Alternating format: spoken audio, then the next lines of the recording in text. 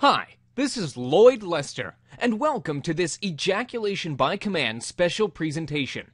Over the past few years, I've been answering every single question that I received relating to premature ejaculation, and when I recently gave my subscribers the opportunity to ask me any question about lasting longer in bed, they responded quickly.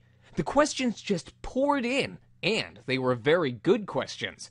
And as I read through each and every one of them, I noticed certain questions kept popping up over and over again. These were obviously hot topics, things that every guy seems to want to know about. So, I've decided to answer the top 10 questions in this presentation. Now, I'm going to keep this as brief as possible while giving you a lot of tips and ideas and my answers to your questions. I promise you'll find it helpful, informative, and eye-opening. So, let's go ahead and dive right in. Question number 1 is, what exactly is premature ejaculation, and how do I know if I have it?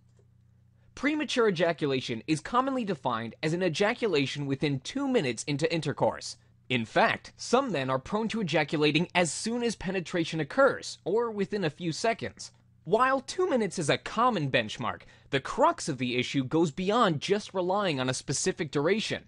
A man has premature ejaculation if he cannot last long enough to satisfy his partner. Every relationship is unique, so what is long enough for one couple may not be sufficient for another. What you should also understand is this: because it takes women more time to get aroused, your ability to last long enough will increase the chances of you giving her a vaginal orgasm during intercourse. Between 30 to 40% of men suffer from early ejaculation. So if you're finishing too fast right now, rest assured you are not alone. In fact, most men will experience early ejaculation at least a few times in their lives. Now, let's move on to question number 2. Why do I ejaculate too soon? There are a few factors that cause early ejaculation, but the most common is due to a man's inability to recognize the sensations that precede an ejaculation, and then associate those sensations with specific benchmarks along his arousal curve when he still has control.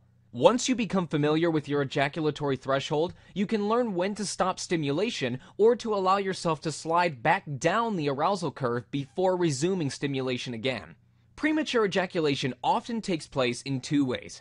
1, when our partners initiate sexual stimulation, or 2, when we become overly aroused and any extra friction or movement of our penis pushes us beyond the point of no return.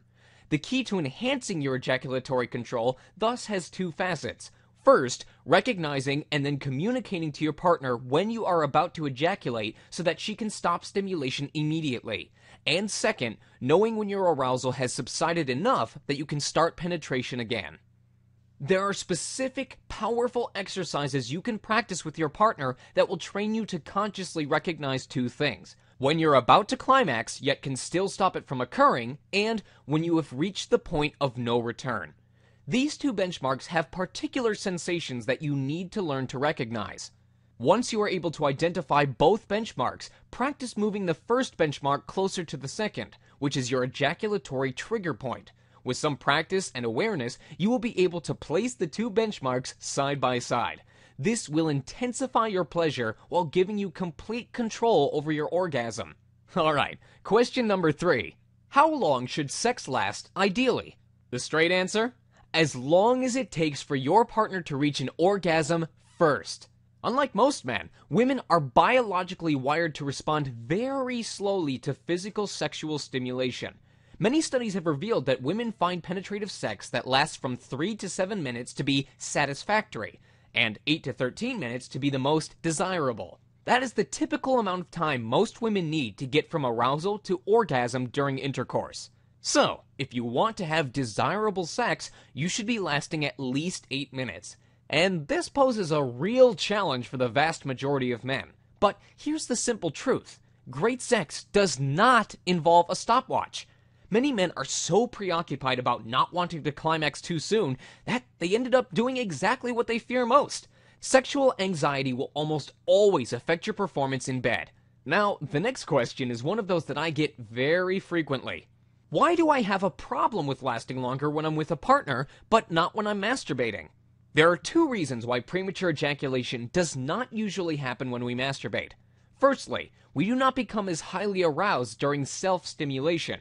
But secondly, because we are the ones providing the stimulation, we also have the ability to self-regulate how much pleasure we are giving ourselves. Hence, we are able to readjust our movements based on what we feel to keep our arousal under control, until we decide it's time to release and enjoy an orgasm. When we hand over the reins of stimulation to our wives or girlfriends, we lose the capacity to control what happens through our internal feedback. To overcome this, you need to train or condition your brain to be consciously aware of what is happening, and not to become completely lost in the moment of sexual bliss. This will give you timely signals to tell your partner to temporarily stop the stimulation, sooner rather than later. This form of partner feedback is important and will help you gain better control when practiced over a period of time. Alright, moving on to question number 5.